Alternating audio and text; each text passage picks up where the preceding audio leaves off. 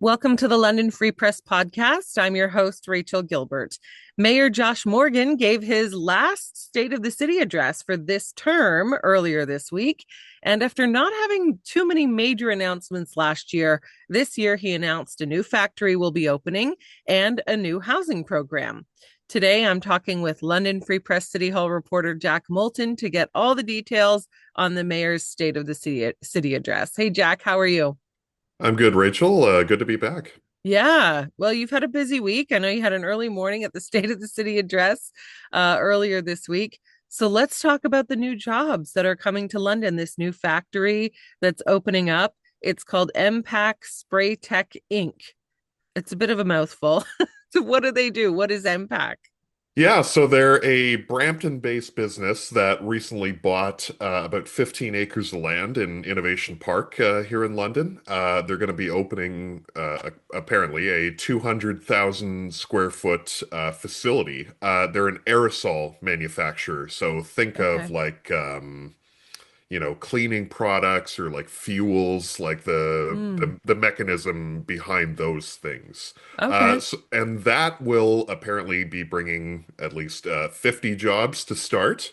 But as the factory ramps up, they're planning somewhere between 150 and 200 jobs. So Okay. nothing to sneeze at for sure, and a bit of a return to form for the state of the city that I know back in yesteryear, including before my time at the Free Press, the big focus used to be like a big jobs announcement. Mm-hmm. Now it's a bit more of like a policy announcement, and there was a little bit of both this year. Yeah. I want to get into kind of comparing this year and last year's State of the City and then years past as well. But let's talk about Spray Tech a little bit more. Why did they choose London? Did he say why London was the best choice for them? Well, we didn't get the full sense, but in a scrum with reporters after the speech yesterday, Josh talked about the fact that London has seen a lot of similar players come to the city. I mean, the big one that has been talked about quite a lot, especially since there was a groundbreaking or an opening of some kind recently with Andriani Pasta, which that was their first facility in North America, if I'm not mistaken. Mm, That was a $33 million plant. Not to mention others like Natra Chocolate. Dr. Etker is adding more people expanding, too. Yep. right? Givens Engineering, Skyreach Group. So there's been a lot of growth in London's industrial sector, and Yeah. seemingly they wanted a piece of that.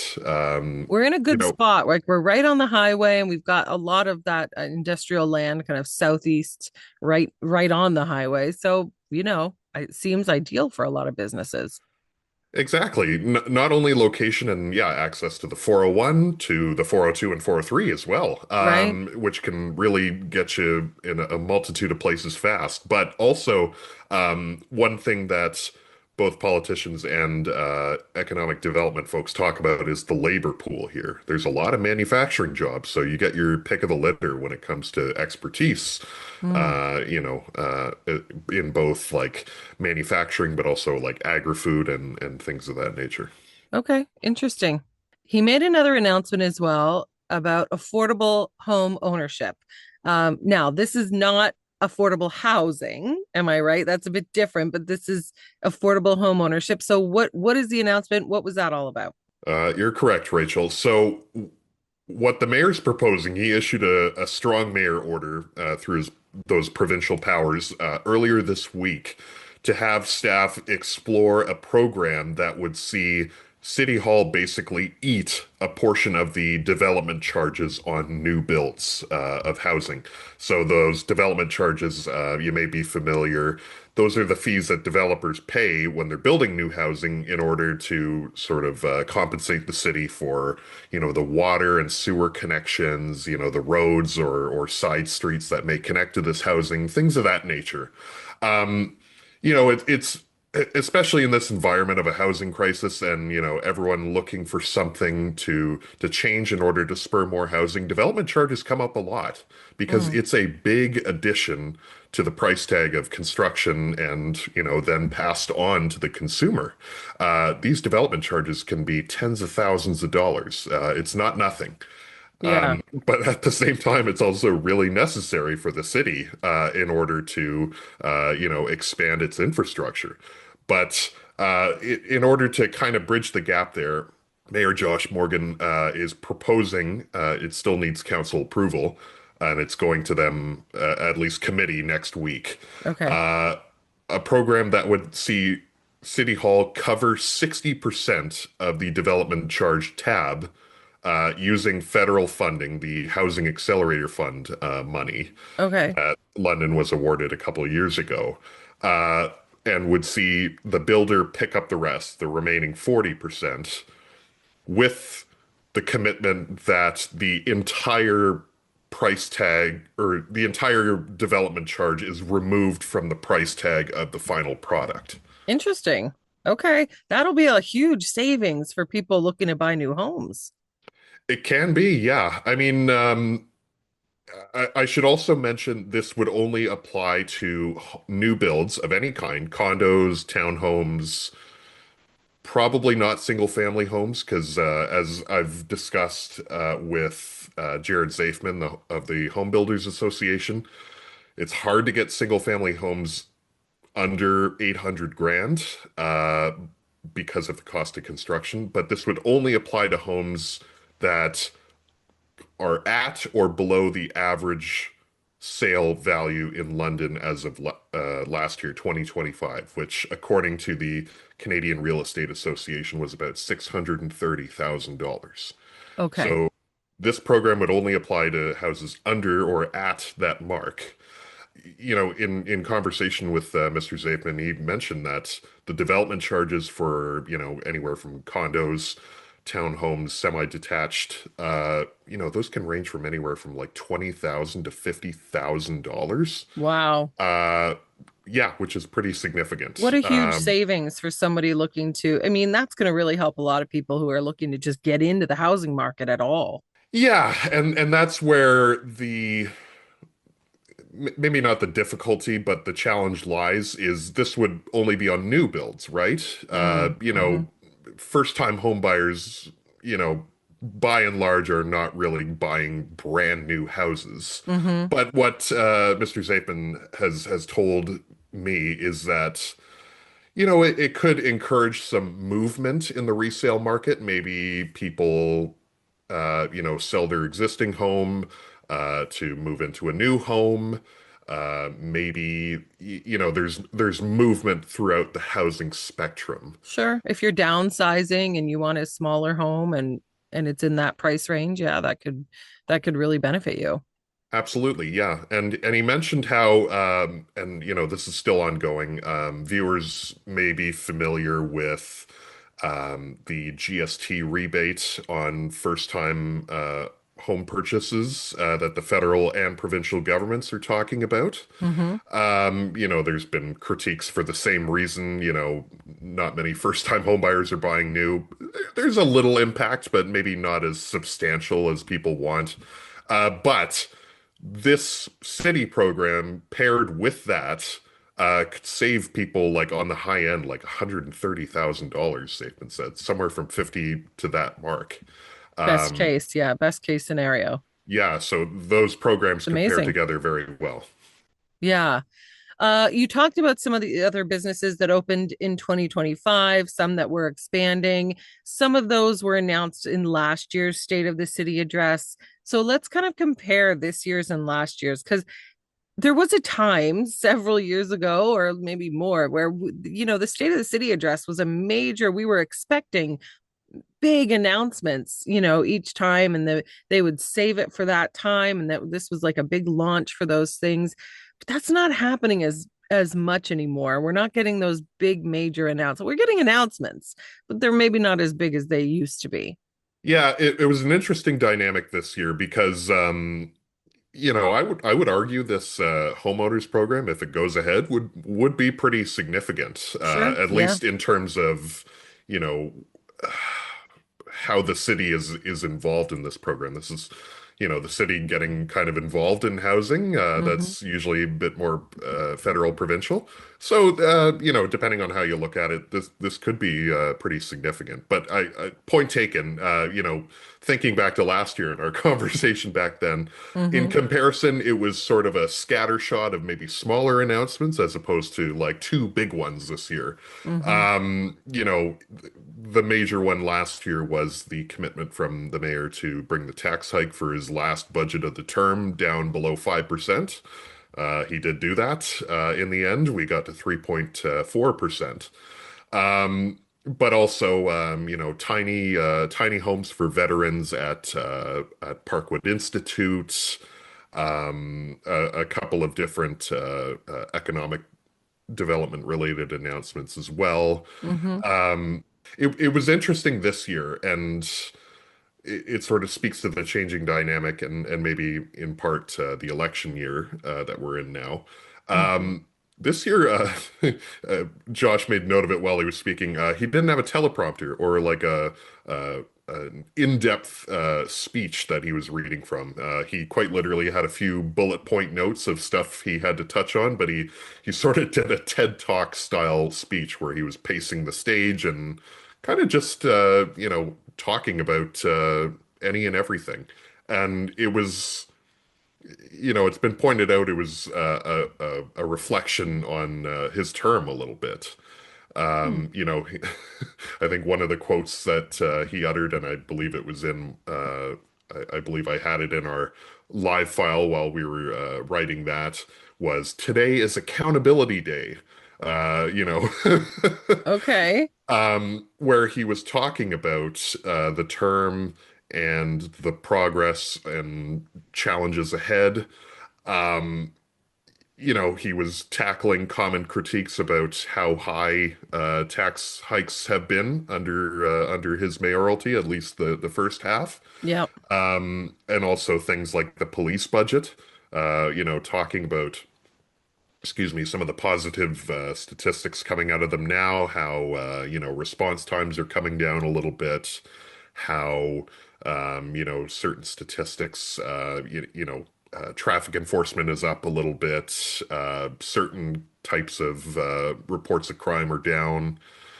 And yeah, on the tax hikes, talking about how the city has saved some a few $100 million through like its own internal service review, trying to trim things where they can, Yep.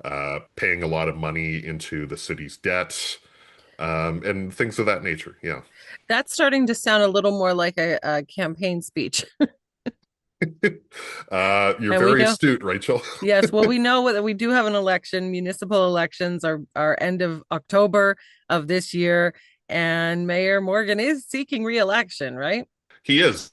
He confirmed that with us a few months ago. He will be the first London mayor to seek re-election in over a decade. And That's yeah, interesting. I hadn't thought about that actually, but you're right.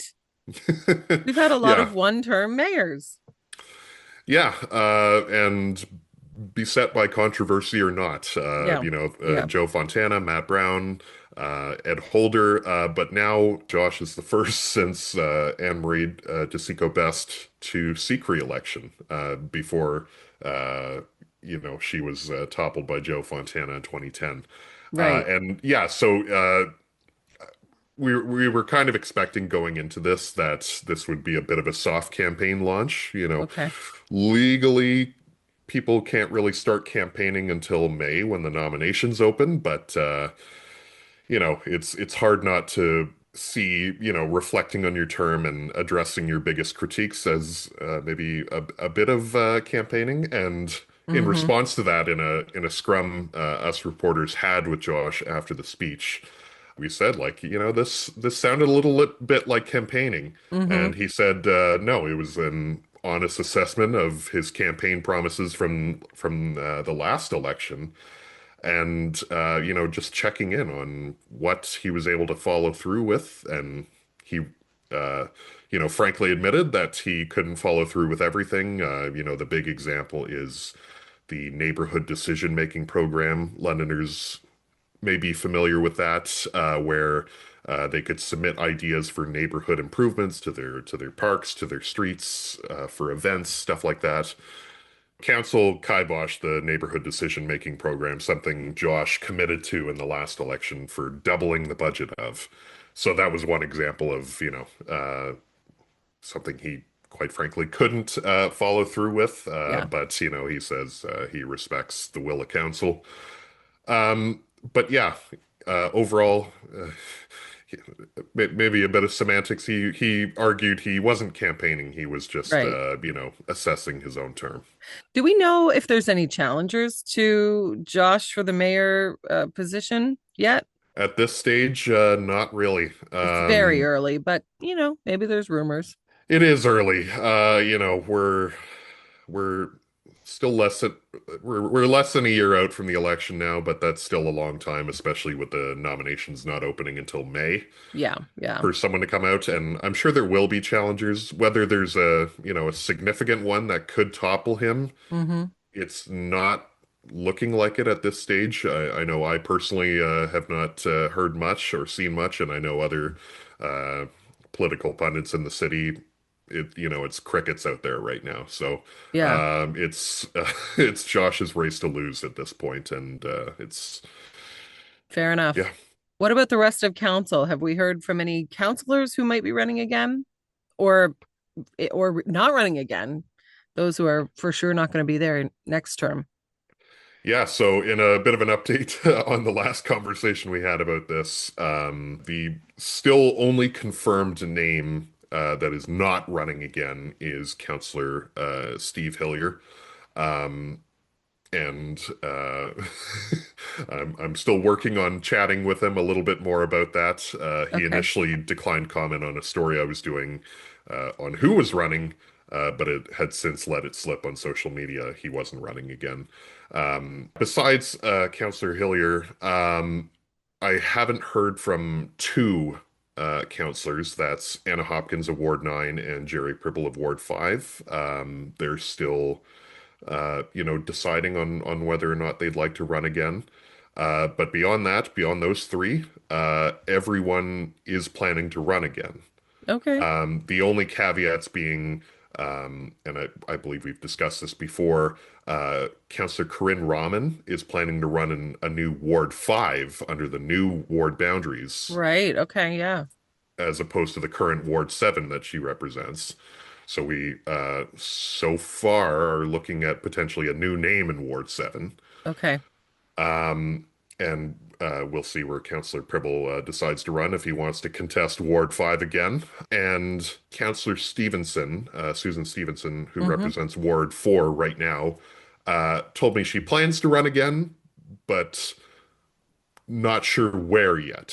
She hasn't decided because she was one of the counselors who, and it was reported in our survey ahead of last election, that, if I'm not mistaken, she lives across the street from Ward 4 in Ward 13, technically. And Okay. now Old East Village, which is the Word 4. which is Ward 4 right now, is being swallowed up by Ward 1, where Councillor Hadley McAllister is planning to run again as the Ward 1 councillor. Okay. So the Uh, boundary changes may mix up a little bit, mix up some of the counselors. exactly, yeah. And Okay. it does present the possibility that incumbents could run against each other. Mhm. Depending on the demographics of the neighborhood, I would argue that probably isn't likely, given that, some neighborhoods can lean one way or another on, politically, left wing or right wing. Yep. And there's a healthy mix of that on this council, Hmm. progressives and conservatives. Hmm. Technically a possibility. Whether we'll see that remains to be seen. Okay. We have a lot of information considering it's early days. So thank you. We'll see what shakes out. I know there could be lots of changes between now and October. And I'm sure we'll talk to you a lot about that as we lead up to the municipal election. We can check out Jack's stories at lfpress.com if you want to hear more about the State of the City address. There's a few stories about that and more details on what Mayor Morgan was talking about. But thank you very much, Jack, for being with us today. Thank you, Rachel. Viewers might get sick of me in the coming months of how much they might see me. It's election season. All right. Thank you so much.